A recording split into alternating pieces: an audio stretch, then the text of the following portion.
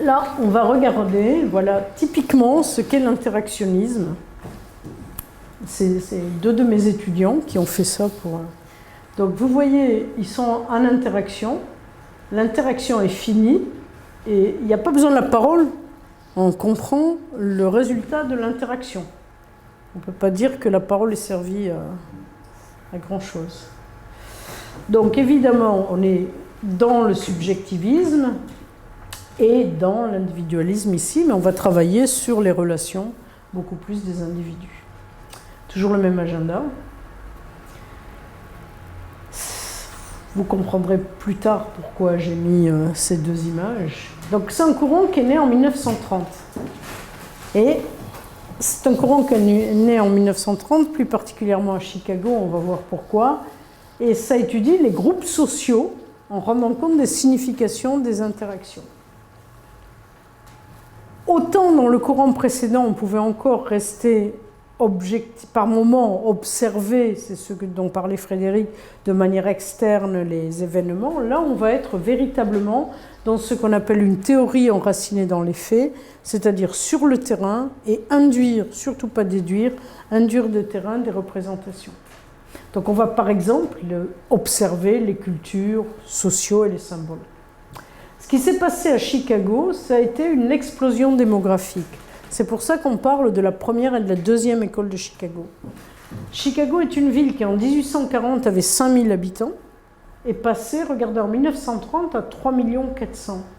Vous vous doutez que quand vous mettez dans une ville autant d'immigrés d'un coup, qui sont des pauvres Irlandais, des truands italiens, des Français, des Allemands, ça va faire un melting pot absolument incroyable, avec toutes les déviances qu'on peut imaginer en plus. Donc, cette ville est devenue un observatoire, parce qu'ils ont appelé l'université en disant comment on peut organiser. Et la première école de Chicago, qui est positiviste, a utilisé les immigrants comme un laboratoire, comme tous les positivistes, pour étudier les transformations sociales de l'extérieur. D'accord ? C'est ce qu'on a appelé les chercheurs de la première école. Ce qui nous intéresse ici, c'est la deuxième école de Chicago, qui est postérieure bien sûr, qui a dit, nous, on ne va pas étudier les transformations sociales. Pour ça, il faudrait être structuraliste. On va regarder le sens que les acteurs donnent. Donc, ils ont changé toute leur méthode de travail, évidemment. Dans les prémices de cette deuxième école, c'est les êtres humains agissent à l'égard des choses en fonction de ce que les choses signifient pour eux. Si l'école ne signifie rien pour vous, vous n'allez pas travailler à l'école. Si dans votre famille, tout le monde a des diplômes, etc., vous allez penser que ça va vraiment être quelque chose d'important pour vous. Les significations vont apparaître dans l'interaction, c'est exactement ce que je viens de dire. C'est la relation avec les personnes autour qui va faire que cela va prendre sens. Et les significations sont maniées et modifiées par et c'est là où c'est une école, aucune n'est parfaite, de réinterprétation qui peut se faire au quotidien. Donc c'est une école qui en même temps, heureusement je vais vous montrer des auteurs qui sont stabilisants, mais c'est une école qui peut sembler un peu justement un peu fluide. La société est une fiction, alors c'est eux qui parlent, hein, c'est pas... élaborée en vue de nous aider à donner sens à notre action quotidienne. Donc vous voyez, on est très très très loin de Durkheim et de la société qui s'impose à l'homme. C'est vraiment, la société, c'est ce que je crois que c'est. Moi, nous avons tous dans nos têtes une société différente. La société n'a pas d'existence objective, car l'expérience est vécue subjectivement par chacun. Ouais, on est au bord du subjectivisme, hein, c'est pour ça que je vous le donne en quatrième. Et le comportement humain est le fruit de l'interprétation du monde social. Et c'est ça qui va gêner beaucoup de personnes, c'est le fait qu'en fait c'est recréé quotidiennement. Et vous voyez bien pourquoi les attentats, on peut les étudier de manière structuraliste, mais quand ça change du jour au lendemain, parce que c'est le fait de jeunes qui sont très instable, c'est assez difficile. Tout le monde se dit, mais si toutes les interprétations sont à refaire au quotidien, oui, pourquoi pas, si c'est comme ça qu'il faut faire.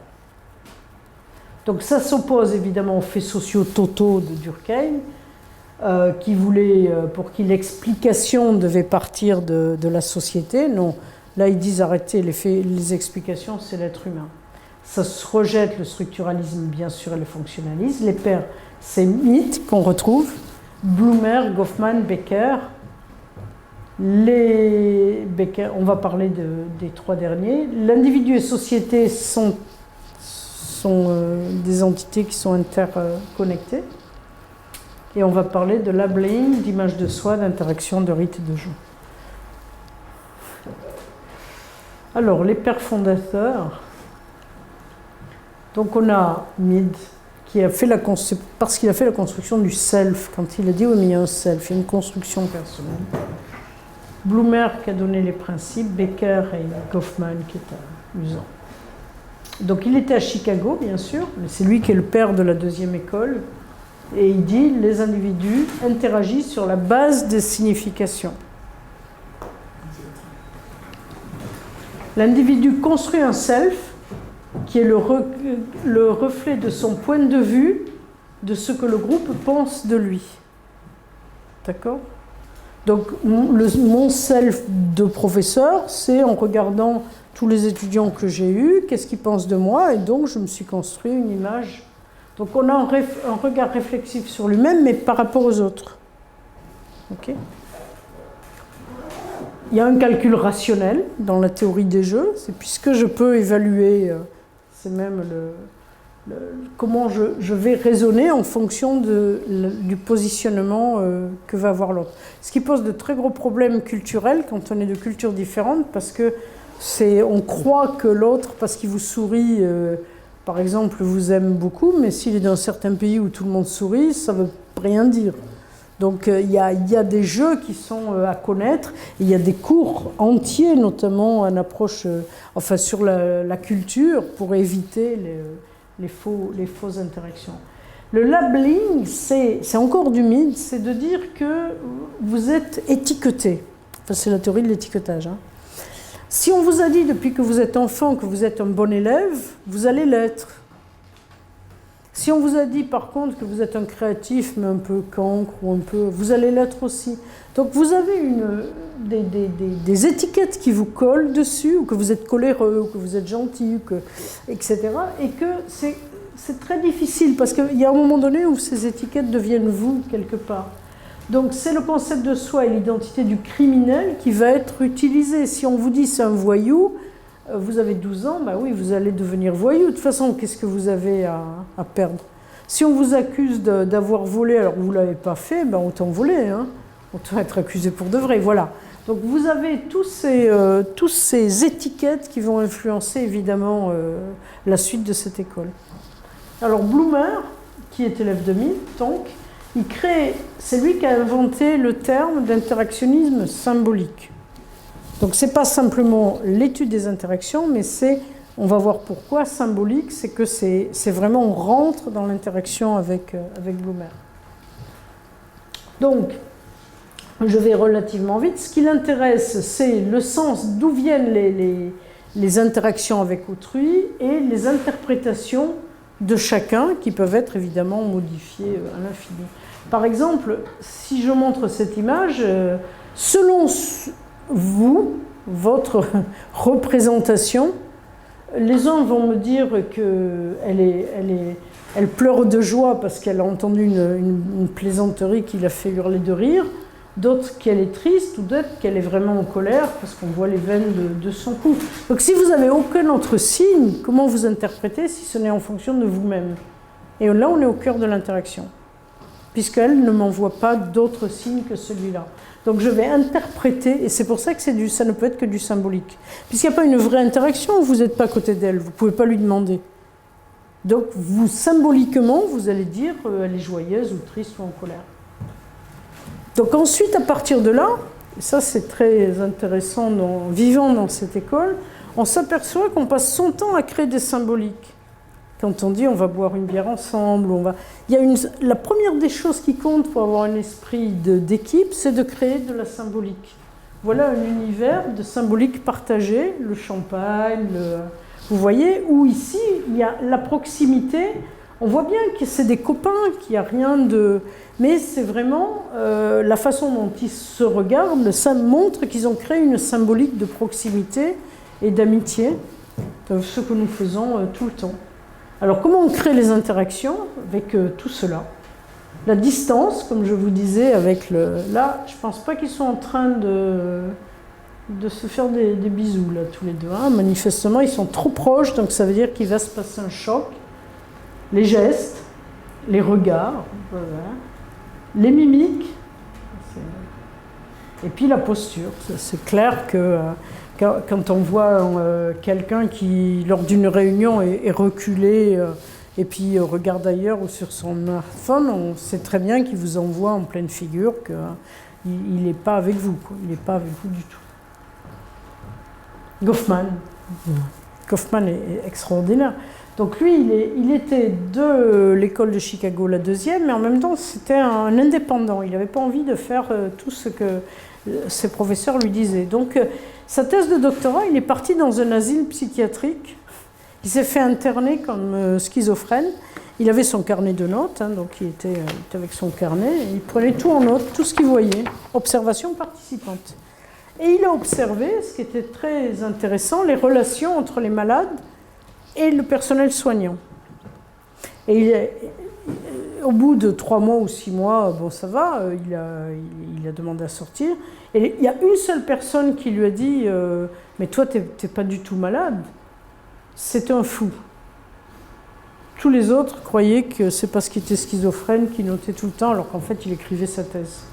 Donc, qu'est-ce qu'il a découvert? Il a regardé l'interaction des individus et il a découvert que les malades étaient relativement calmes, mais que dès qu'entrait un infirmier, une infirmière, un médecin, ils se mettaient à être fous, à faire des gestes, à crier, le volume sonore augmentait.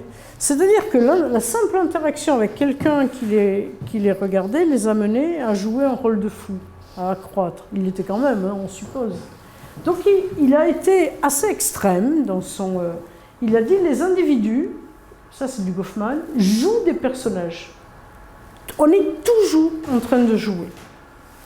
On est sur le devant de la scène, je suis sur le devant de la scène, on est sur la scène, on est dans les coulisses, on est dans le spectateur, mais tout d'un coup, il a dit l'interaction humaine est telle qu'on est tous en train de se jouer un spectacle permanent au quotidien. On peut avoir plusieurs rôles. Il a aussi dit ça. Hein. Donc, sa première contribution, c'est la métaphore théâtrale, en disant chaque fois, et faites-le, je vous invite à la prochaine réunion que vous avez, faites comme Goffman, prenez un papier, un crayon et observez les rôles de chacun. Et vous allez être sidéré, vous allez dire, il y a une belle scène qui s'est jouée dans la première demi-heure, entre celui qui fait semblant d'être en colère, celui qui fait semblant d'être sérieux, c'est assez intéressant. Donc, et les comportements qui s'adaptent. Il a travaillé sur la stigmatisation, c'est-à-dire il a dit, on est en train de jouer un rôle, mais qu'est-ce que fait celui qui ne comprend pas la scène que l'on joue ? Celui qui est handicapé ou celui qui est homosexuel. Donc il a regardé comment certaines personnes pouvaient être exclues. On va le retrouver tout de suite après avec Becker, sous une autre façon. Il a beaucoup travaillé sur les rites d'interaction, on va en parler. Combien de fois dans la journée vous dites bonjour, s'il vous plaît, merci. Et puis il a travaillé sur les institutions totales. C'est long une carrière universitaire. Hein. Et comment ça détruit l'identité des individus. Par exemple, dans les prisons, les individus n'ont plus d'identité personnelle. Donc en fait, on n'a plus on va simplement se référer à la loi du plus fort. Idem dans les ghettos. C'est une nouvelle loi interne qui va s'instaurer. D'accord ?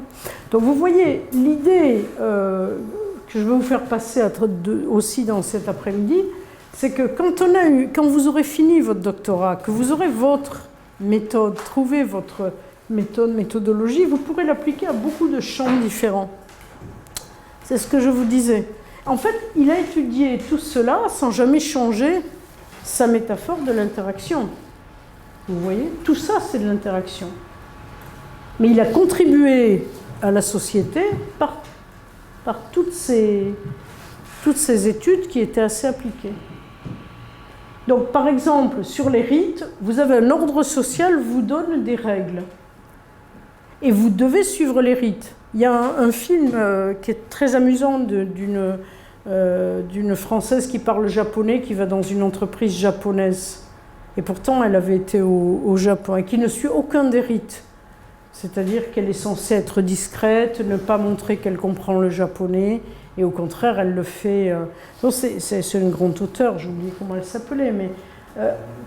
oui. Hein? Amélie Nothomb? Oui, tout à fait. Tout à fait, c'est ça.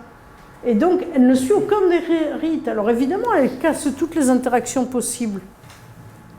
Mais je veux dire, il n'y a rien d'extraordinaire. Si vous voulez vraiment écrire un livre comme celui qu'elle a fait, allez dans n'importe où et casser tous les rites, vous allez voir, ça va dégénérer. Mais comme nous sommes tous bien élevés, évidemment, nous suivons les rites. Deuxième chose importante, c'est notre attachement émotionnel à notre face. Vous pouvez dire à quelqu'un qu'il est stupide, ça va beaucoup moins le vexer que si vous lui dites qu'il est moche. Je ne sais pas pourquoi. C'est étonnant, mais c'est comme ça. Hein? Et pourtant. Sauf peut-être Depardieu, qui s'en fiche. Mais les autres, non, si vous lui dites tu es laid, alors là, c'est la pire des insultes. Donc vous vous rendez compte, la sœur aînée, qui se fait crier dessus comme ça par son petit frère. Mais comment voulez-vous qu'elle soit heureuse? C'est insultant pour un aîné. Donc, vous pouvez avoir toutes les disputes. Vous voyez, ça tombe vraiment. Avec Goffman, on tombe dans l'application au quotidien. C'est pour ça que vous avez tous les livres que vous avez en Amérique sur comment me comporter avec mes pères. La règle fondamentale, c'est d'éviter de perdre la face et de la faire perdre à autrui. En diplomatie, on sait qu'il faut toujours trouver ce qui va faire qu'à la fin, même si on est les pires ennemis du monde, quand c'est juré de s'envoyer 100 millions de bombes dessus, eh bien on va rire. On n'aura pas perdu la face. Donc après, vous avez des tyrans comme en Corée du Nord, c'est un peu difficile de ne pas lui faire perdre la face, mais... c'est le but. Le but, c'est qu'on parle au petit niveau ou au niveau de présidence, on est obligé de... Voilà. Donc ça, c'est du Goffman, il devait être très ludique, mais qui était intéressé vraiment par tout ce qui touche au théâtre, aux relations. Alors avec Howard Becker, on arrive à quelqu'un de quand même un peu plus important, enfin, selon moi, en management, d'accord? Parce que ça, c'est quand même la sociologie. Howard Becker, qui est un élève de Bloomer. Mais lui, il est très gentil, c'est un joueur, il est très gentil parce qu'il n'est pas mort, hein, d'accord. J'espère qu'il va nous rester encore un peu longtemps. C'est un joueur de jazz. Et puis il avait la chance d'être à Chicago, il ne savait pas quel était son sujet de thèse. Et puis, comme il jouait du jazz dans les cafés le soir très tard, il a commencé à travailler sur les outsiders, ceux qui ne rentraient pas dans le cadre, je dirais. Donc les outsiders, il a regardé les problèmes de déviance qui sont le résultat de processus d'interaction entre le groupe. Donc comment est-ce qu'on sort finalement du système Et donc ça c'est évidemment le livre en français, donc sa thèse de doctorat disait il y a ceux qui sont perçus comme déviants alors que c'est faux, c'est juste parce qu'ils sont étiquetés déviants, donc ils vont être accusés à tort. Ensuite, vous avez ceux qui sont perçus comme déviants, mais qui le font, qui sont vraiment des personnes qui transgressent, ils sont pleinement déviants. Ceux qui sont perçus comme déviants, non déviants, pardon, non, et qui obéissent sont conformes. Et puis, il y en a qu'on considère comme pas déviants, mais ils transgressent de temps en temps. Ils se font un petit joint après le travail, enfin voilà. Donc, il avait fait quelque chose de très simple à la base. Et puis il a fait un ouvrage qui est extrêmement important, et Pierre-Jean Benguzi est de cette école-là, donc lui, mais vous voyez, on peut être polytechnicien et être de cette école, parce que ce qu'il a dit, toujours en interactionnisme, il a dit une œuvre d'art n'existe pas parce qu'il y a un artiste. Une œuvre d'art existe parce que vous avez quelqu'un qui conçoit, quelqu'un qui exécute, ça peut être le même, mais pas forcément, quelqu'un qui fabrique, quelqu'un qui distribue, les activités de confort, de renfort. Quand un artiste va exposer une toile et que sa femme lui prépare les sandwichs, s'il n'avait pas les sandwichs, il serait peut-être moins aimable avec la clientèle. Donc si vous voulez, pour qu'il y ait une œuvre d'art aboutie, et ensuite il y a critique et appréciation bien sûr. Il a dit c'est tout un ensemble de personnes. Et ce qui est intéressant, et là on est au cœur du management, c'est les relations entre tous ces acteurs qui vont aboutir à un produit fini. D'accord? Et on est dans l'approche interactionniste, mais on est, où est-ce que, alors on parlait tout à l'heure de pourquoi est-ce qu'à un moment donné, une chaîne de production, par exemple, qui se passe bien, est coupée? À quel moment c'est coupé? Est-ce que c'est toujours entre quels sont dans le maillon de... Et donc, par exemple, on a parlé du dopage tout à l'heure. Le dopage, c'est pas du tout un acte individuel. Mon problème avec le plagiat, c'est que oui, il y a un plagieur, mais s'il a plagié, c'est parce qu'il y a eu toute une chaîne de complaisance autour, de relations, de personnes qui fermaient les yeux, de personnes, vous voyez. Donc c'est les interactions qu'il faut comprendre entre les athlètes, les dirigeants, les médecins, et puis également tout le contexte qu'il y a autour. Les athlètes russes étaient dans une situation de telle pression qu'elles ont pu se doper, voilà, parce qu'elles avaient 12 ans ou 13 ans, dans tous les cas que l'on a maintenant. Donc c'est très intéressant d'avoir déporté et d'avoir regardé les chaînes de relations.